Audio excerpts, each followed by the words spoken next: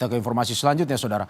Tim kuasa hukum Peggy Setiawan akan melaporkan penyidik Polda Jawa Barat ke Propam Mabes Polri. Penyidik diduga telah merusak alat bukti Facebook milik Peggy.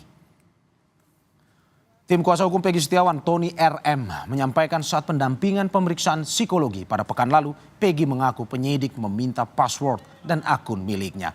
Kuasa hukum mempermasalahkan hilangnya postingan yang menguatkan keterangan Peggy. Bahkan akun Facebook atas nama Peggy Setiawan yang sebelumnya bisa dilihat atau terbuka untuk publik, namun saat ini tak bisa dilihat dan ditemukan.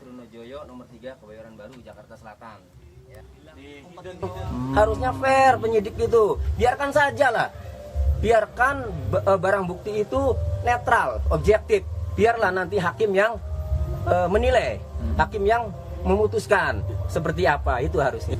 Kalau itu sebagai barang bukti harusnya dijaga keutuhannya supaya netral, supaya objektif itu. Tapi kalau memang ya ada yang dihapus atau diutak-atik ya, maka ini terjadi pelanggaran prosedur dalam penyidikan. Komnas HAM meminta Liga Akbar menunjukkan sejumlah TKP di kota dan kabupaten Cirebon. TKP tersebut ditenggarai menjadi lokasi pertemuan sebelum terjadinya pembunuhan terhadap Vina dan Eki. Usai memeriksa Liga Akbar, Komnas HAM bersama Liga Akbar dan tim kuasa hukumnya menuju 4 tempat kejadian perkara kasus pembunuhan Vina. Mulai dari jalan di sekitar stasiun Cirebon, lokasi sekitar SMAN 4 dan SMPN 11, hingga jembatan Layang Talun. Anis Hidayah, Komisioner Komnas HAM, menyampaikan pemeriksaan terhadap sejumlah lokasi tersebut untuk mencocokkan kesaksian Liga dengan beberapa TKP. Ya, beberapa titik lokasi sesuai dengan informasi yang selama ini diberikan oleh Liga Akbar, baik pada BAP 2016 maupun ketika kemarin juga di BAP ulang oleh Polda Jawa Barat. Komnas HAM meminta Liga Akbar menunjukkan sejumlah TKP di kota dan kabupaten Cirebon. TKP tersebut ditenggarai menjadi lokasi pertemuan sebelum terjadinya pembunuhan terhadap Vina dan Eki.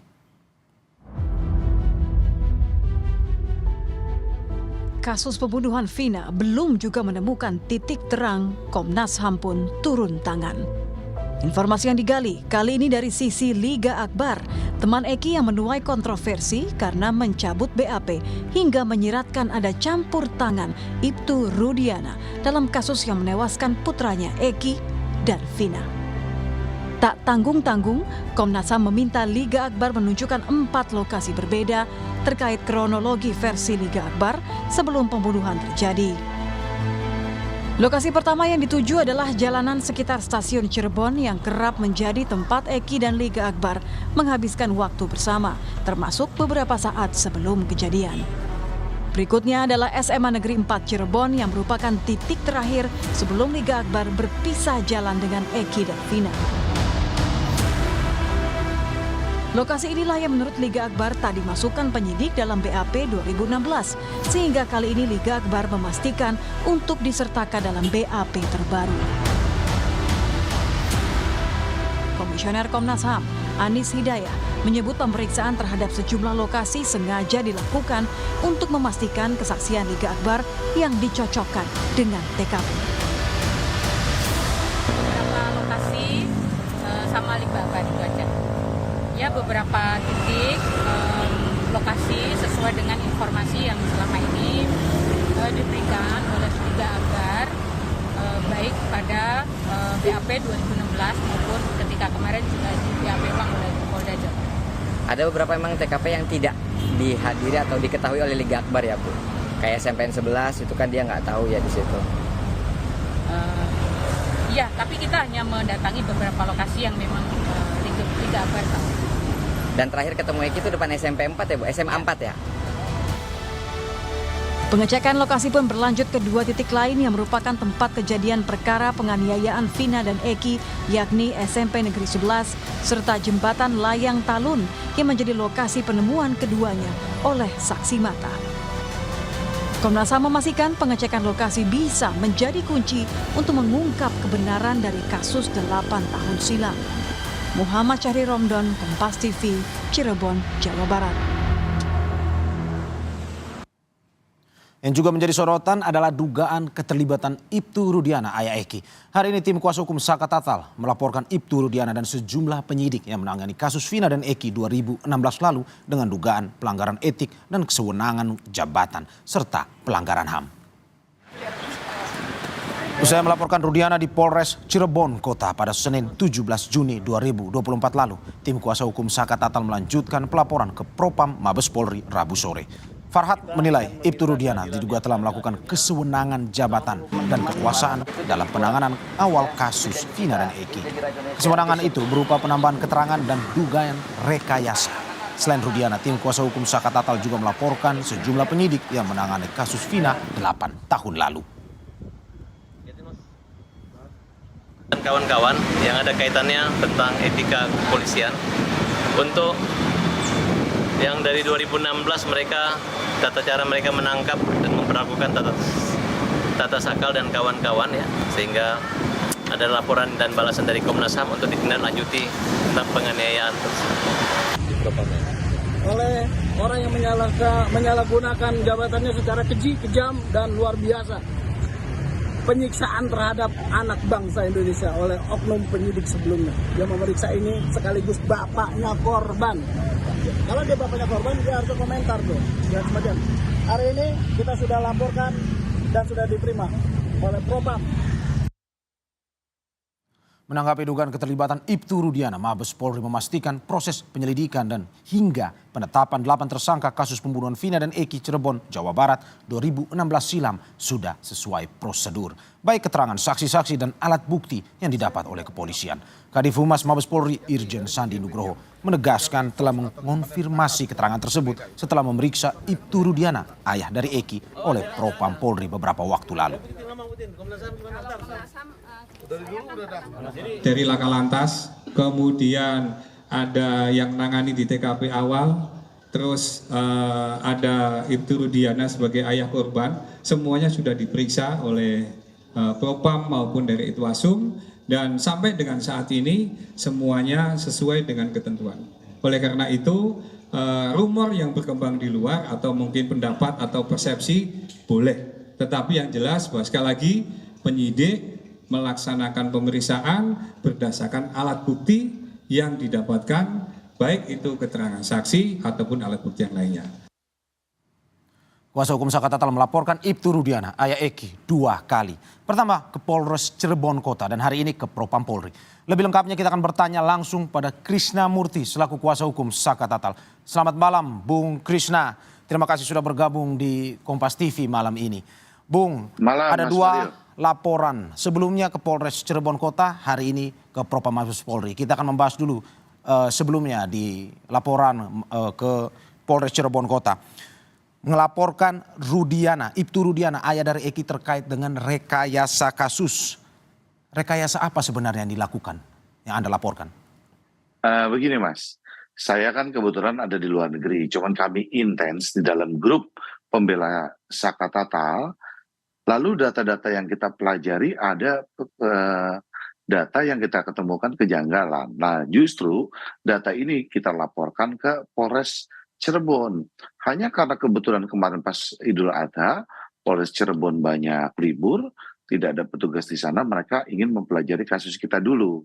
Nah lalu rekan-rekan kembali ke Jakarta, wah baru hari ini siang tadi melaporkan ke Propam. Dugaannya adalah begini, bahwa yang melapor pertama kali terjadinya kejadian ini adalah Rudiana. Lalu yang menangkap Rudiana. Lalu yang mengarahkan BAP-nya pun juga Rudiana. Kenapa begitu peristiwanya? Terjadi pembunuhan itu kan kejadian itu tanggal 27 Agustus 2016. Tanggal 31 Agustus 2016 jam 14.00 Rudiana mengumpulkan anggotanya untuk menangkap 8 orang ini.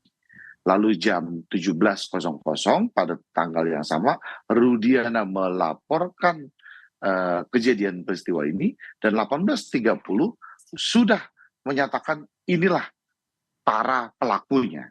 Nah berarti kan artinya bahwa kalau dia yang melaporkan, lalu dia yang menangkap, lalu dia yang mengarahkan, ini udah kacau dari awal. Menurut Anda Sementara ini adalah bagian dari rekayasa juga atau ini hanya menyalahgunakan kewenangan? Nah ini dia, yang kita laporkan adalah penyalahgunaan wewenang, wujudnya apa? Dugaan merekayasa terjadinya kasus kematian Vina dan Eki. Itu yang kita laporkan ke Propam.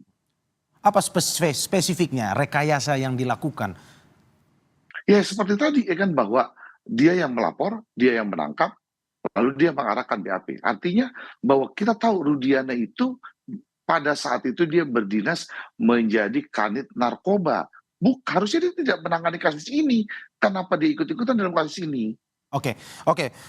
Bung Krisna, Anda mengatakan bahwa ini penyalahgunaan, ini juga rekayasa laporan. Bukti apa yang Anda dan tim kuasa hukum lainnya ini untuk menguatkan, bukti yang dimiliki untuk menguatkan laporan Anda ini? Kita lihat bahwa ketika Rudiana melaporkan, belum terjadinya otopsi. Hasil otopsinya visum dengan laporannya Rudiana berbeda. Rudiana mengatakan adanya luka tusukan dan sabetan samurai. Tapi faktanya setelah diotopsi dan hasil visumnya keluar, visum menyatakan tidak ada tusukan dan sabetan samurai itu. Yang ada hanya benturan benda tumpul di belakang kepala.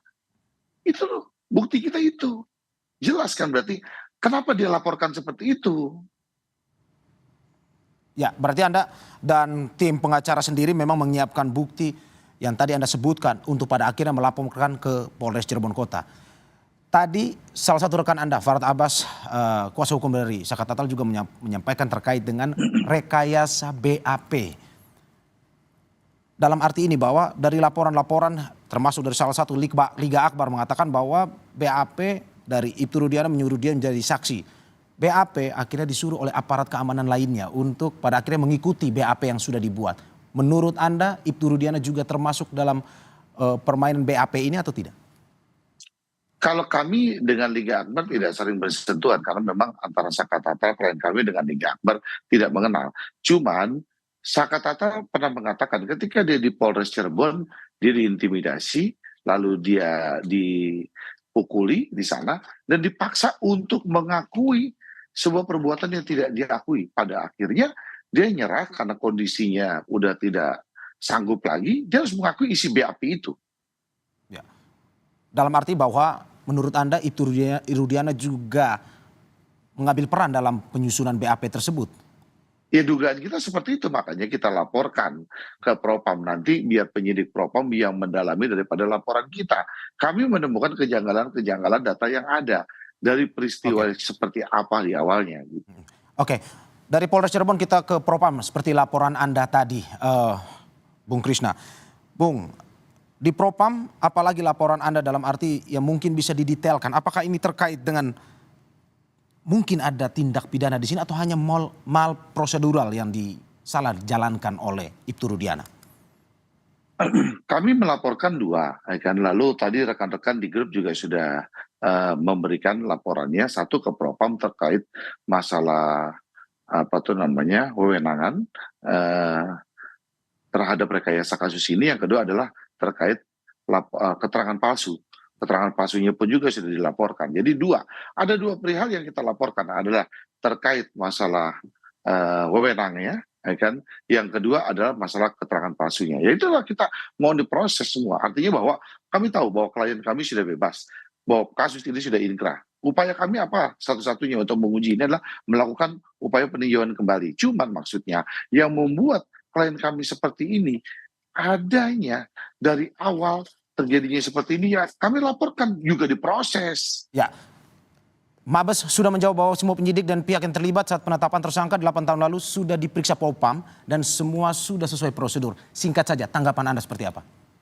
Ada dua hal, Mas. Artinya bahwa ini kan yang di Polda kan terkait masalah kasus ya terjadinya kematian Vina dan Eki. Lalu yang kami laporkan adalah terkait menyangkut masalah wewenang yang dilakukan oleh Rudiana. Jadi ada dua hal, Mas, berbeda. Jadi yang proses di Polda itu adalah menyangkut masalah kematian Eki dan Vina. Oke.